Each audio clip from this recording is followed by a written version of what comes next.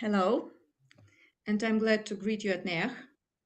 My name is Maria Stepanova, and our today's guest is a known European expert in circular economy, Douwe Jan Joustra. Douwe Jan is a founder and director of Implement Circular Economy, ICE Amsterdam. Welcome, Douwe Jan. Thank you. I'm happy to be here. Thank you. We are also very happy to greet you at NEH and to have this chance to talk about circular economy. Well, I have introduced you very briefly. Could you please tell a couple of words about yourself and your background in circularity? Okay, it's always a little bit difficult since I did a lot of things, but I had an education in nature management and landscaping.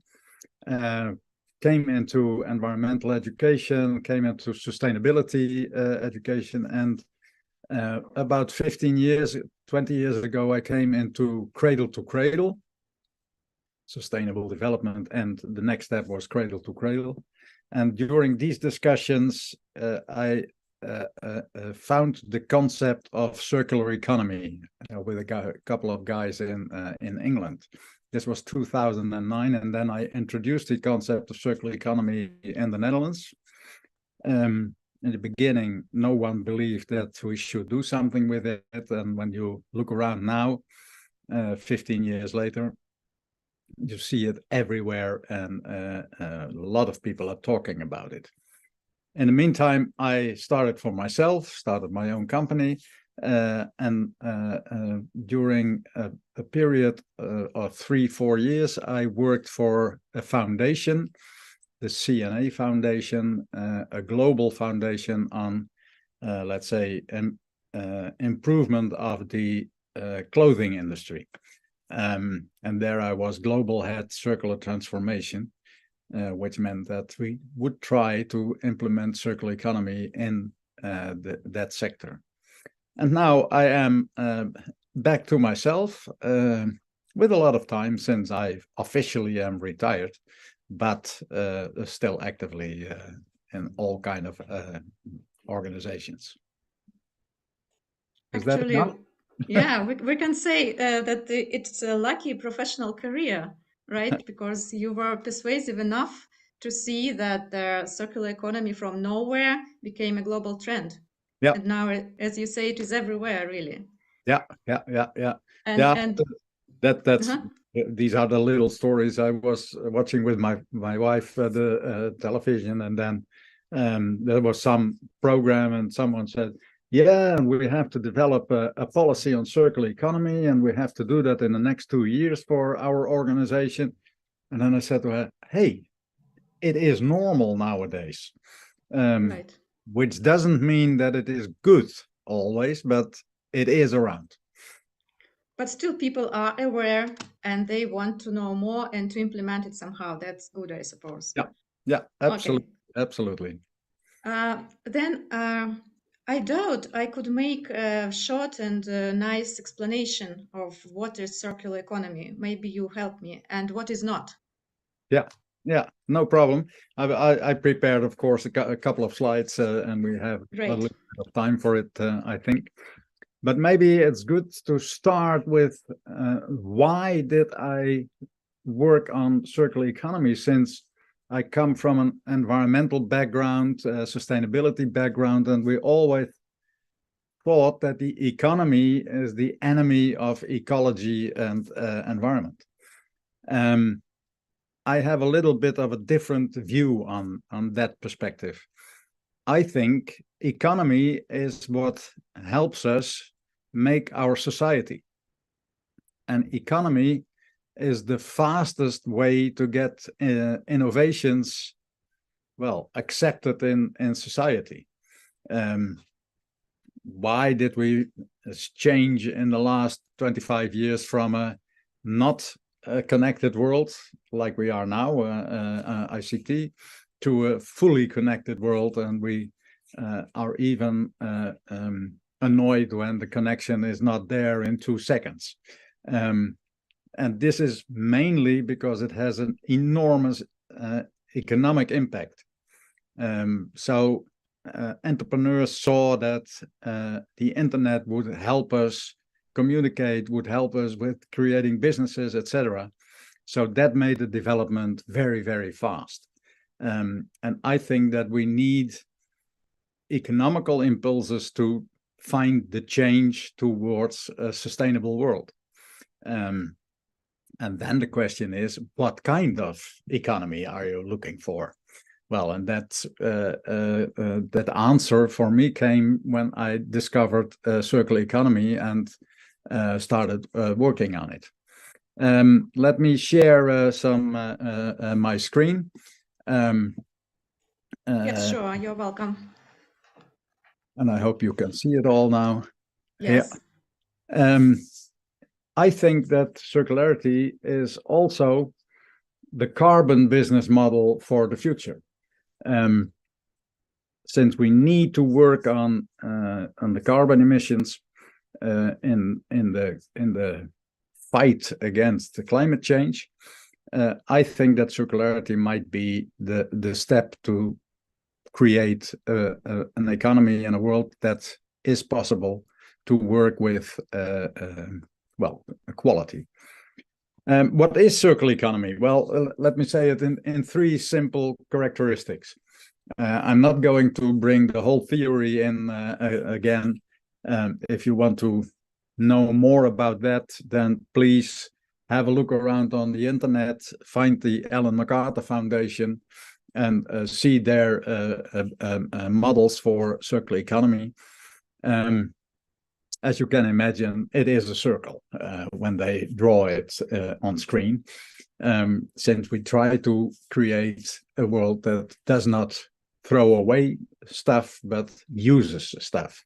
And one of the key elements of circular economy thinking is that we should shift from ownership to usership. Nowadays, when we want something with a television screen, then we have to buy a television and we own a television. But what do I own? I don't know. I'm not a technician. I'm not able to repair the TV. I'm not able to know what the resources are that are in the television set.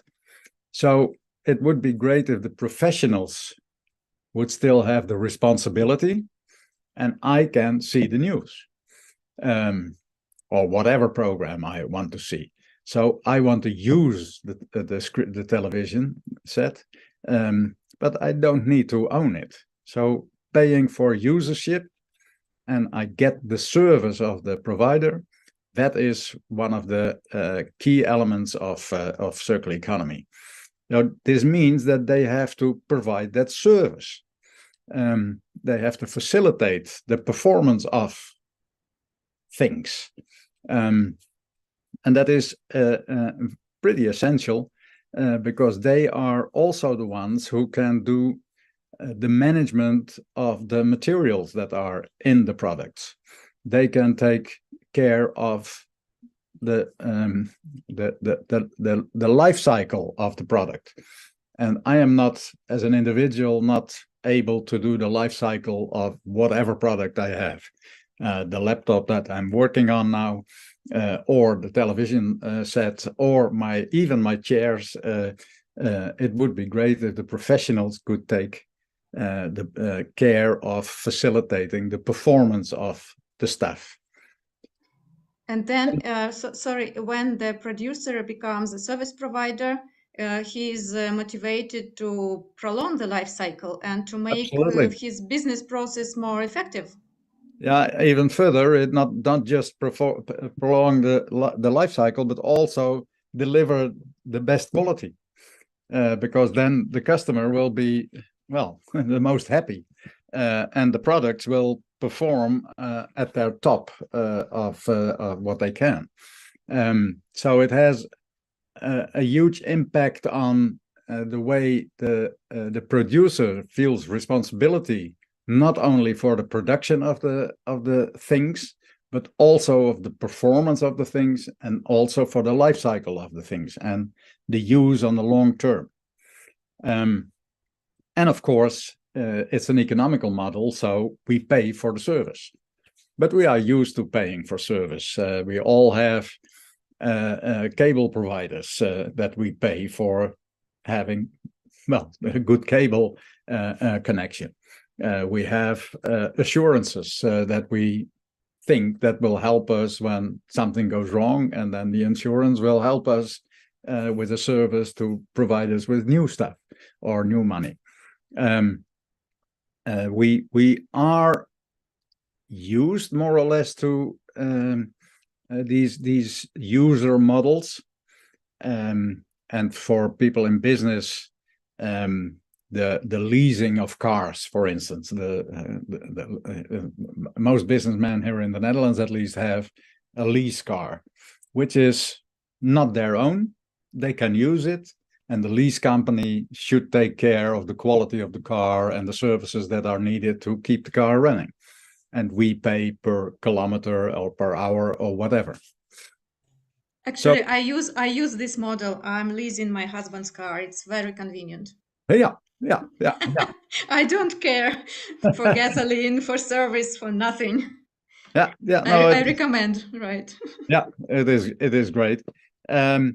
But that should be more the basis of the new economy, the circular economy, and mainly because of the responsibility that the professionals take for the stuff.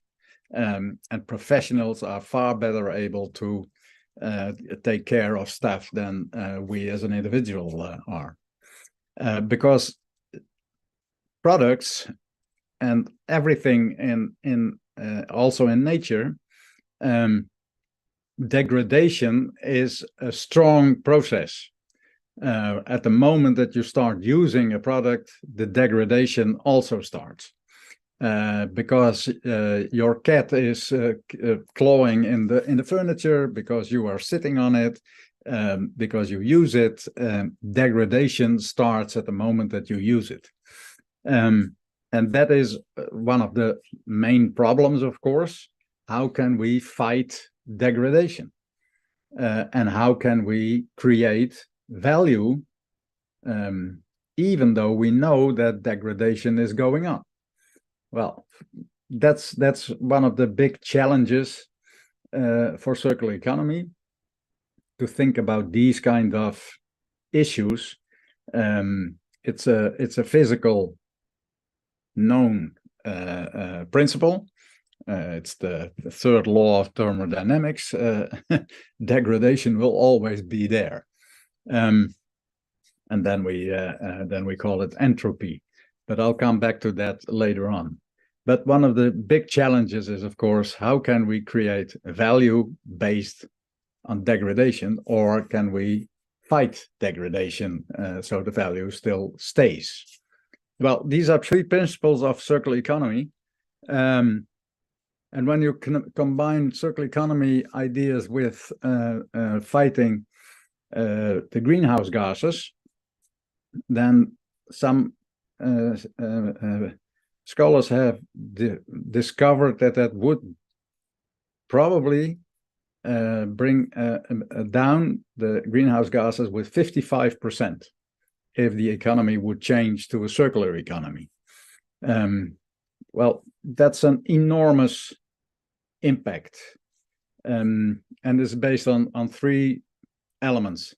One is, how can in the circular economy we try to eliminate waste and pollution, and because we make the producer responsible for waste and pollution, they will try to design their products in a way that they have not too much waste and pollution anymore.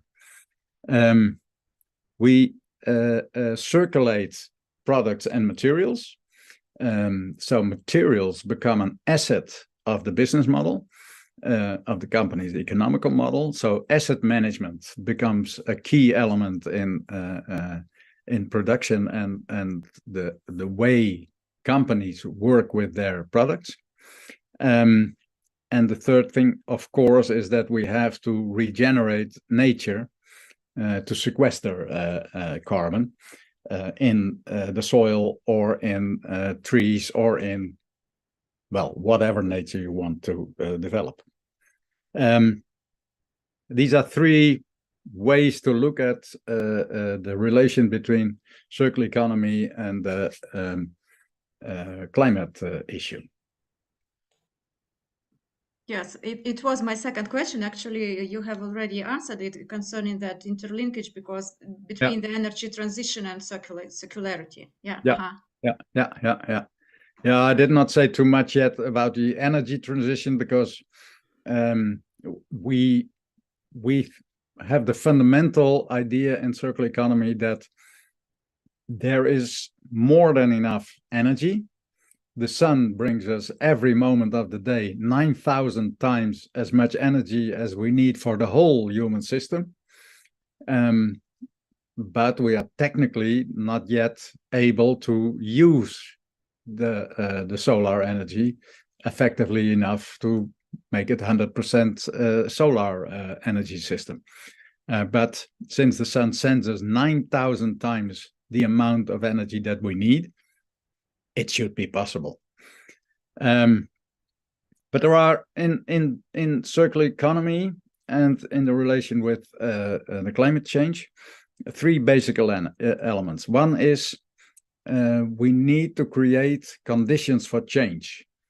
And why do I say that? Because I'm an ecologist, a systems ecologist, and ecological systems always develop.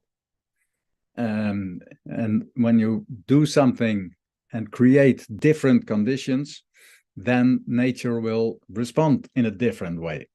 But the ecosystems will develop. So the big question is always, can we create conditions for change that make entrepreneurs go in the en route to circular economy? Well, for instance, one of the big conditions for change could be a change of the tax system. We are now paying tax based on labor. You work and you pay an income tax, but that's more or less a stupid way of thinking.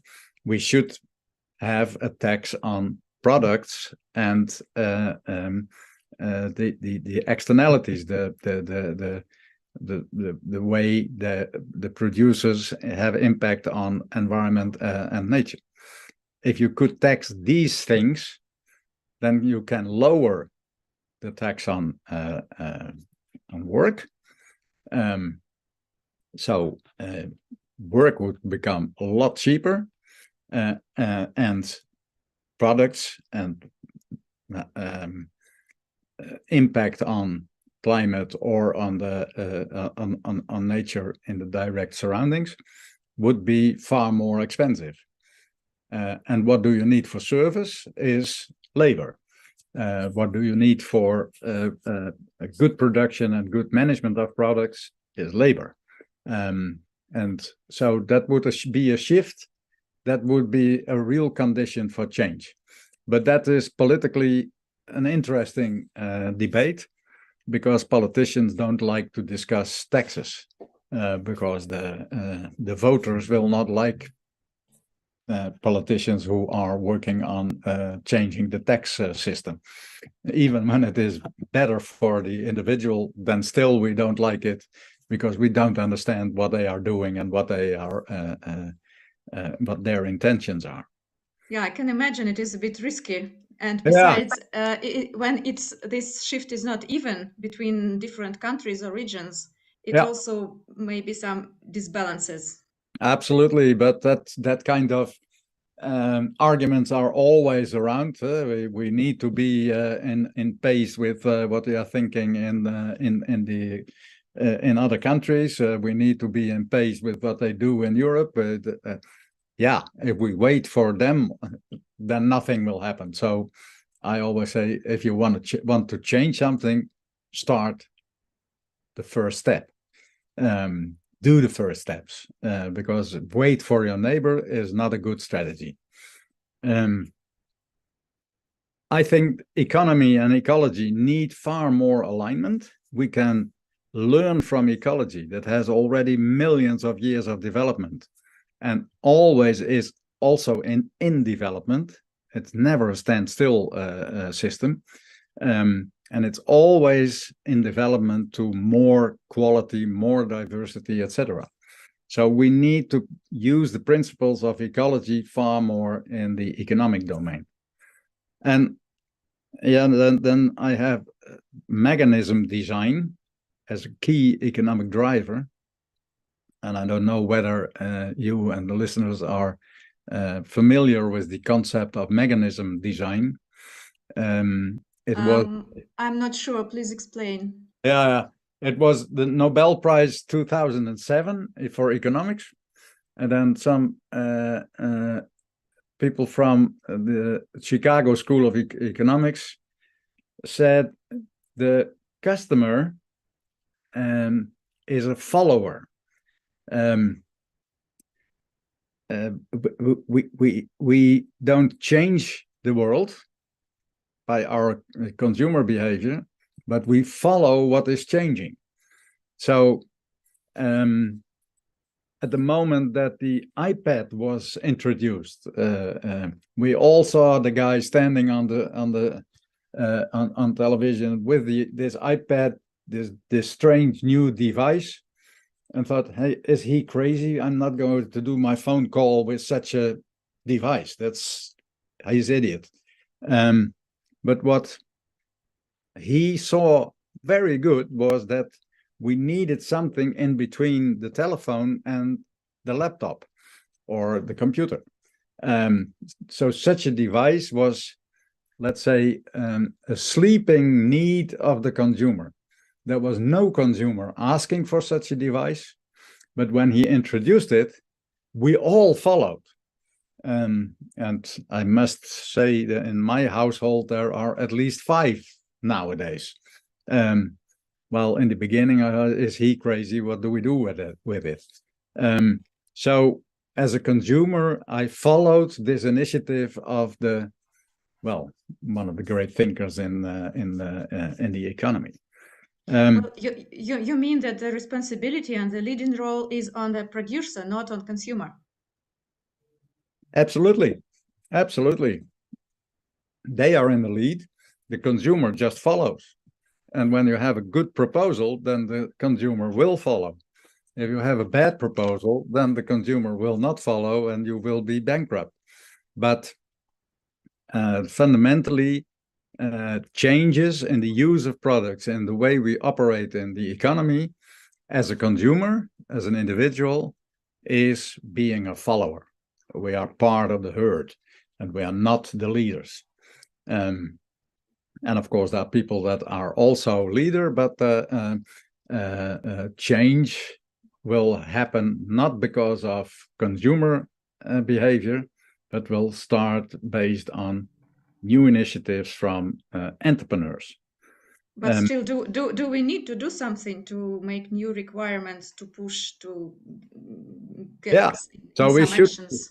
We should keep on challenging the entrepreneurs to innovate, to dare to develop new ways of looking at products, new ways of looking at our life and our needs. But mechanism design is we have a mechanism in our brain that if we see something good, then we follow it. And that mechanism is a key in changing economies.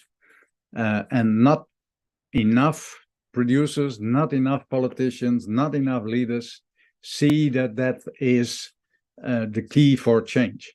So we have all these beautiful initiatives on consumer behavior, and we should buy less or we should buy different, etc. But that's all a kind of communication that tries to push the consumer, but is also not very effective. So we always say that you should eat healthy, not too much sugar, etc. But not today. Well, we see how effective it is. But at the moment that the producers start using less sugar and try to take the customer along in the new taste, then it can be very successful.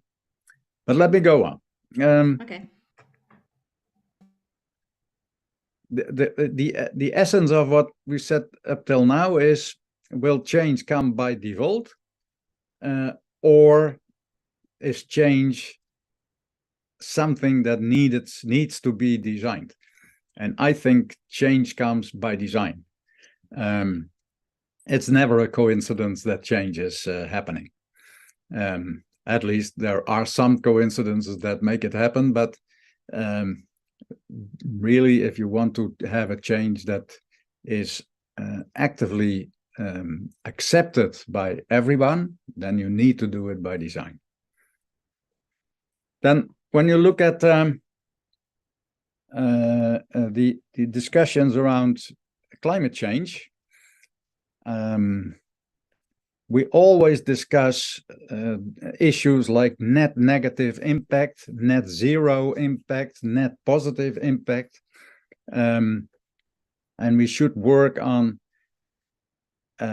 towards a zero impact society, which means create more efficiency in what we are doing, and do it as clean as possible. As clean as possible, yeah, but that means that we will never be clean.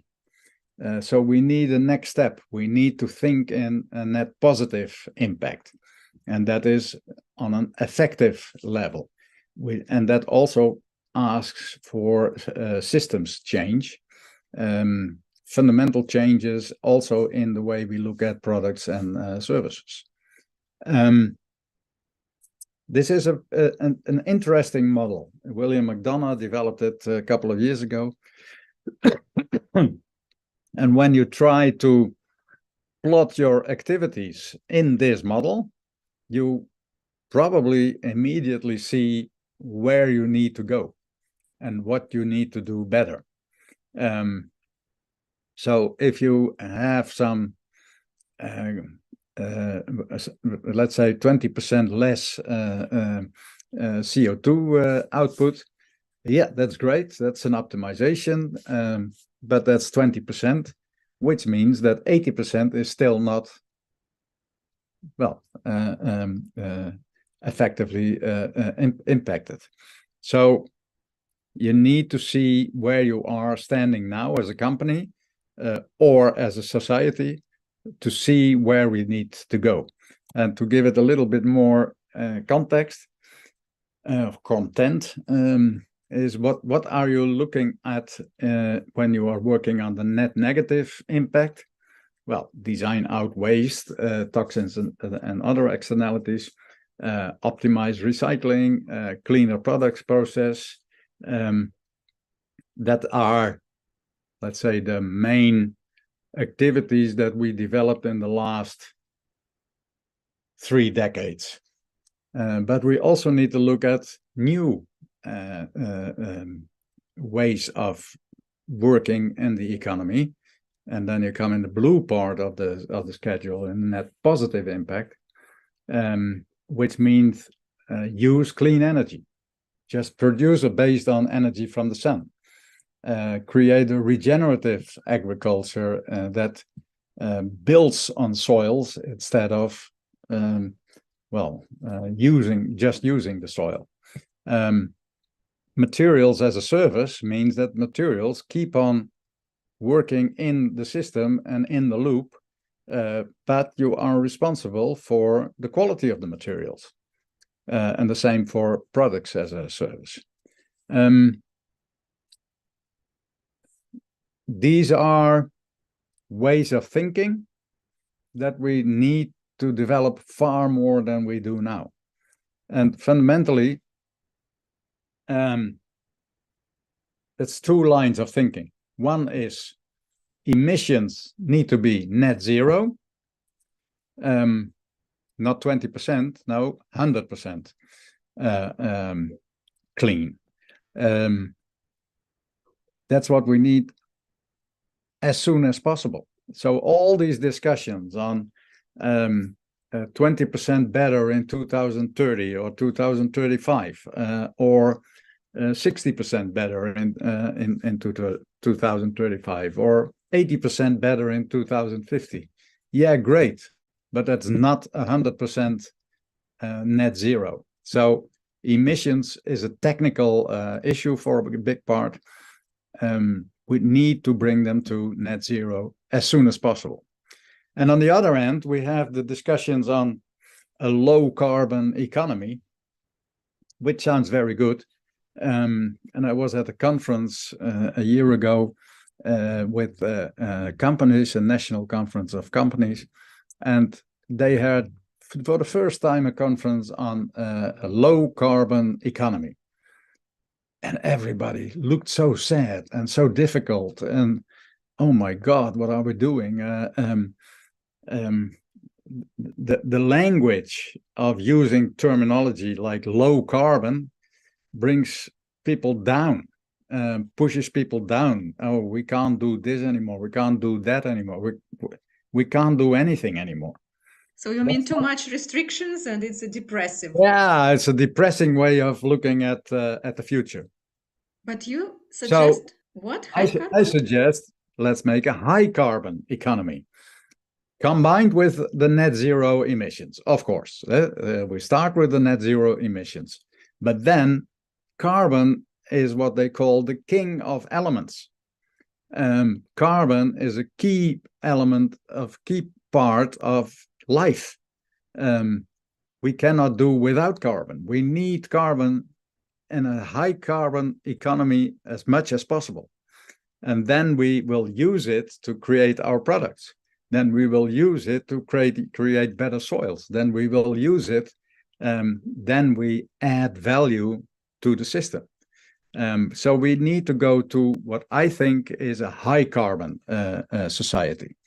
How can we use all the carbon that is around in a positive way, in a good way, so that it adds quality to the, let's say, I would say add quality to the climate change, but no, to the not climate change. And you mean then not to let it be emitted from that materials? Yeah. So keep it in the materials. Create new products with a high carbon content. Keep the carbon where it should be, which is in products, whether these are products that are alive or man-made. We need the carbon as much as possible. And when you do that deliberately, then carbon gets an economical value. And at the moment that it gets an economical value, we will start using it, and we start the management of it. And you can think in terms of what is the highest carbon quality product at this moment is diamond. The diamonds forever. But we will never throw away a diamond because it has a high quality, it has a high value, and it is 100% carbon. So we need to find the diamonds in our products. We need to create our products as diamonds. That is what I'm trying to say. How? I don't know. This is the big challenge for designers, for product designers, for chemistry, for all physics that we can think of. But that is the challenge that I would say is around now for companies. And in other terminology, we talk here in the Netherlands about CCS, carbon captures and storage. Then we bring it into the old gas fields, etc. The CO2. So we store it for the long term. And we have the other development is carbon capture usage, which is the right way of thinking, I would say. How can we use the carbon that we can capture from, let's start with the air, capture from the air, just to use it in products and building materials, etc. Let me go on. I'm not sure how are we going on with the time line. Well, I got a couple of 3 more questions, and yes, we need to. I suppose 10 minutes left. Okay, then I will speed up. Well, still it is interesting, and it helps me to make new questions. Okay, go on. I said in one of the first slides is we need to know and use the quality of ecology more in economy. And that's what I call eco-mimicry. How can we mimic how can we mimic ecology for economy? What can we learn from ecology for the economy? And that is, of course, trying to understand the characteristics of system thinking and ecology and translate it to the economy. And I will come to that a little bit later. And it is always good to understand, to keep in your head, a quote by Wubbo Ockels, who was the Dutch astronaut a long time ago. He had a speech, and then he said, well, as a physicist, I always am working with experiments. I'm always trying to do experiments. And every now and then the experiment doesn't go as I anticipated. Then is the question, does nature not respond as it should? Or did I something wrong with my experiment? And he said, well, in the end, nature is always right. So when we see now the decline of biodiversity, that is the response of nature on the activities that we have as mankind. When climate change is starting to happen, nature doesn't have an opinion. That nature doesn't think, well, let me change climate. That's a good idea or a bad idea, but nature just follows what we do. But nature in its effects is always right. So let's keep that at least in mind. Then when you look at eco-mimicry, there are 5 what I call referential principles. Resilience of ecosystems, of systems, is based on diversity. That's a fundamental element of ecology. The optimum of diversity brings an optimum of resilience in systems. There is always an enormous amount of relations, but all these relations are also independencies. They are depending on each other. So what we do is also having an effect on our relations. And these are the interhuman relations, but also the relations that we have with our surroundings, with, let's say, the ecology. Then in nature and ecology, conditions for change are always very interesting, and I already said something about it. What is also interesting to learn from ecology is that there are tipping points. Change doesn't always happen in a linear way of reasoning. All of a sudden, something changes. And it is very difficult to see or feel the hard and weak signals that are connected to that. But it is interesting to see where the tipping points are. For instance, I do not know where the tipping point was in the Netherlands that we started discussing circular economy in a serious way.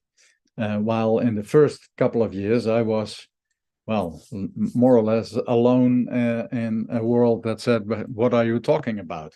Why should we do something in that direction? And then somewhere, 2016, something there somewhere, there was a tipping point. It changed, and people started discussing circular economy. And now we are on the verge of a new tipping point, being, are we talking about the shallow circular economy, or are we talking about more deep circular economy? And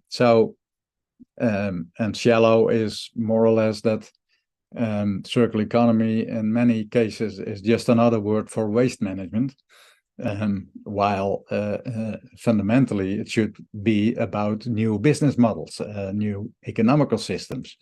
So that I hope that tipping point is coming this or next or the oncoming years. And the fifth one is the balance of entropy and exergy, which means entropy is the thermodynamic system of decay. And how can we fight decay? That is by bringing energy, exergy, energy from external energy. I can a very short example. I have downstairs a box with nails, which I use when I'm creating something with wood, etc. This box with nails is in my cellar, and a part of this box was owned by my grandfather. So it stems from 1920, 1930, something like that. But still, these nails are good. When I throw a nail in my garden and wait 3 years, and I try to find a nail in my garden, I won't find it anymore because it has decayed. And to make a new nail out of my garden is impossible. I will not succeed in it. So what did I do with the nails in my cellar? I gave them some energy because it's dry and it's not always freezing there. And I bring some human energy by every now and then looking for a nail and grasping in the box with nails.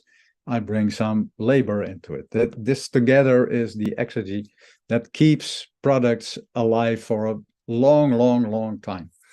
So entropy can be, you can fight it. You can work on it to slow the entropy down. So, in the end, what is my key idea, message? One, let's see what carbon for what it is. In chemistry, it is seen as the king of elements. So let's value it. In biology, it is seen as the key building block of life. So carbon is one of the most fantastic, valuable elements that we have. It's just in the combination with oxygen and CO2 that it starts to become a burden. So let's find the carbon and use it and work with it. And our target should be, how can we bring the emissions to a net zero, which is a technological issue to address? And how can we create a high carbon economy, which is a challenge because we are not focused yet on a high carbon economy and not focused on high carbon products, but we should do that far more. Thanks. That was my storyline. That was great, and I got really several questions. Thank you for sharing that slides, Douwe Jan. Yeah. And I remember there were studies by Podolinsky, I suppose, a prominent scientist, who said that it is the labor that helps to fight decay and entropy with the distribution of energy on the earth. Yeah. But actually what I hear now is we are dealing not only with the distribution of energy, but transforming energy into materials, into high carbon materials. And that means their quality of life. But there are other challenge is to keep this carbon inside the materials. Yeah. And when you say it's a technological thing, yes. And I'm an economist, and I respect technicians greatly. And I believe that engineers are very good in their business. And when they got some challenge, they will find an answer. But the main problem is not in them, but in managers and economists and financialists and regulators. Because Absolutely. when you said that we need to match economy and environment somehow, here is the challenge. Because the regulation doesn't help, doesn't stimulate companies to get circular and to invent these materials and to change their business models. Mm-hmm. Then what are the instruments? Or I know that is a challenge and we do not know the exact answer maybe, but still some hints. Now, well, these are difficult hints because this is a difficult issue. First, one of the biggest hurdles towards the circular economy is not regulation or whatever. It is the success of the linear economy. And we all are educated and grown up in a linear economy. And all businesses have seen their profits grow thanks to the linear economy. So we are completely addicted to the linear economy.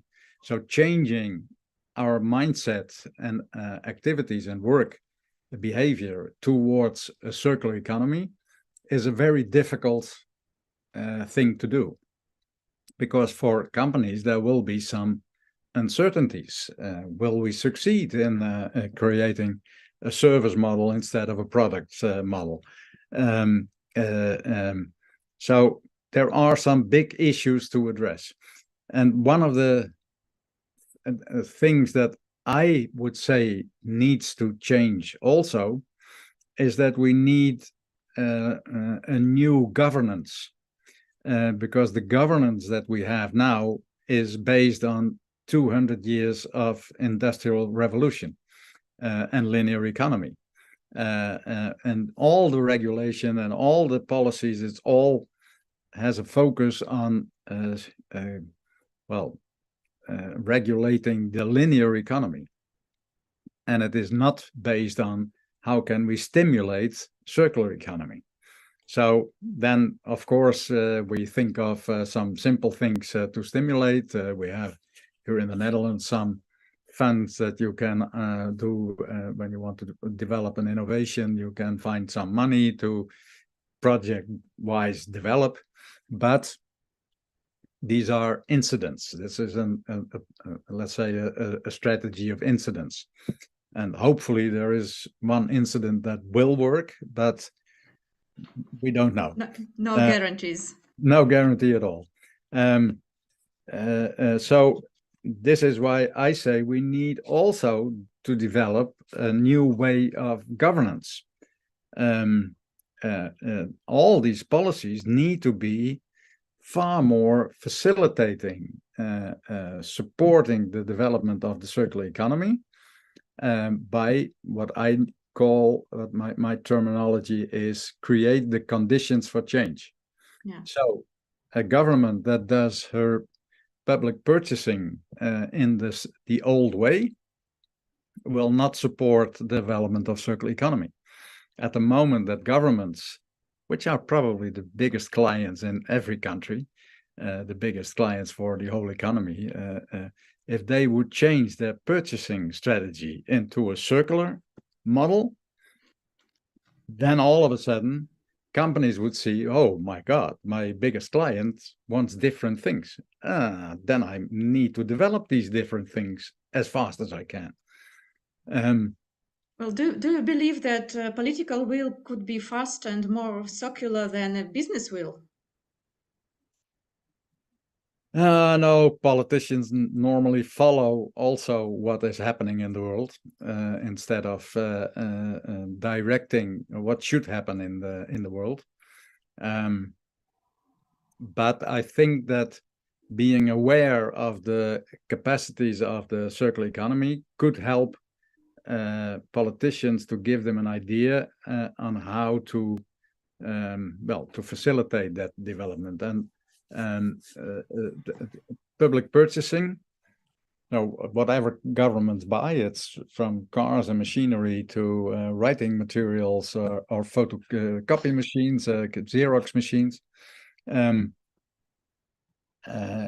We see every now and then that change is happening. For instance, these Xerox machines, the photocopy machines, already in the 90s thought of a different business model, not selling the machines anymore, but number of copies. Customer, you pay per copy, which is pay per performance.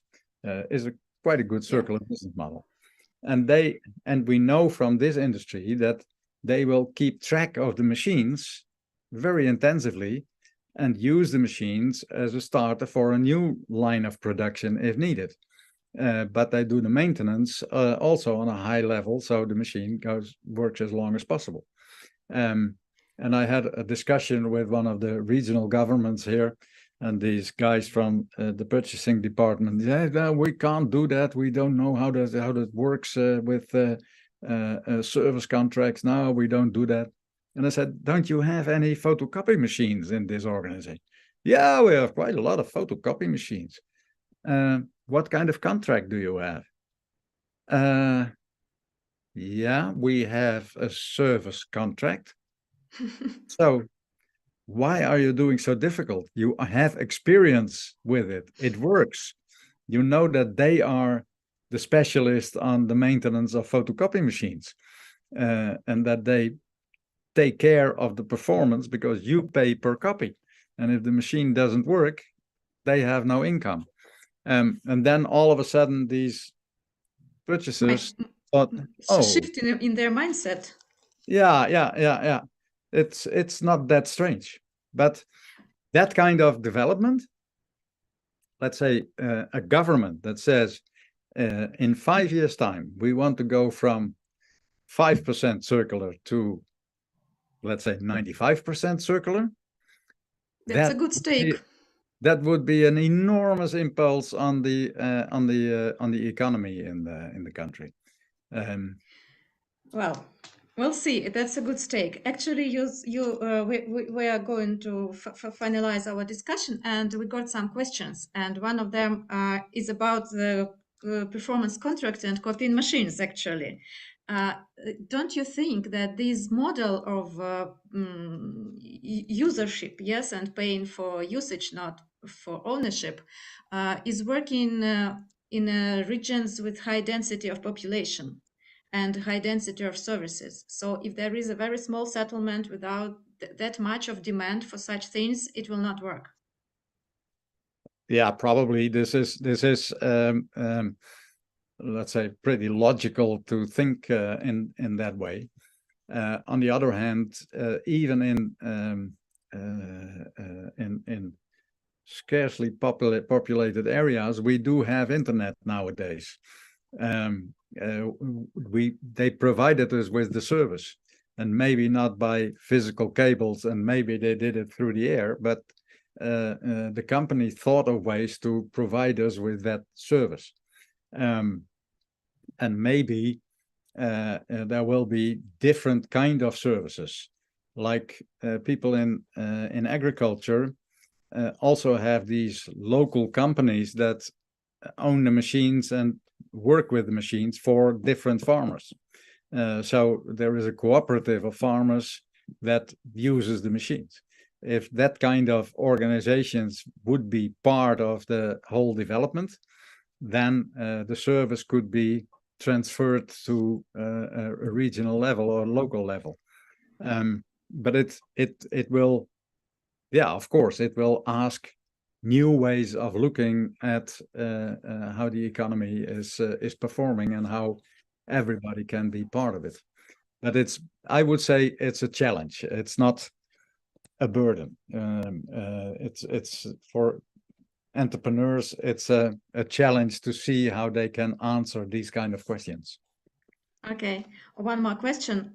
Some believe that the further cheapening of labor would lead to a decline in the standard of living. Is it? Do you agree? And how to avoid it? It's a kind of macroeconomics question. No, I don't. Why would, if labor becomes cheaper, that doesn't mean that the wages are going down. No, it Yeah, we means should that divide these things, right? yeah, it means that the taxes go down.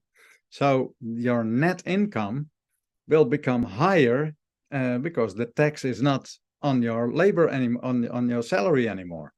So it is the shift of tax towards materials and products. So your income will stay at least the same and probably be higher. So it doesn't have any negative effect on your standard of living. Let it be. Okay, we'll see. So we are You don't talking believe, you we don't are believe. talking for an hour, and I still have a bulk of questions, but maybe we stop for now. And what I heard is that circularity is not about the waste management, but about the change in business models. Yep. And I also heard a very interesting and not quite. I need to think it over later. That's about the ecomimicry and thermodynamics concerning that high carbon economy. Yes, and shift to capturing carbon and using it more effectively, and all that stuff. Um, Besides, for me, there's still a question on who should be a starter. Uh, you say that we should not wait for someone else, but just find our own opportunities, right? Are we business or NGO or just a person? But especially if we are a producer, right? Yep. Yeah. Well, of course, if we really want societal change, then we all need to change. Yeah, And when you have a problem with your neighbor, don't wait for your neighbor to solve it, yeah, because they probably don't have a problem.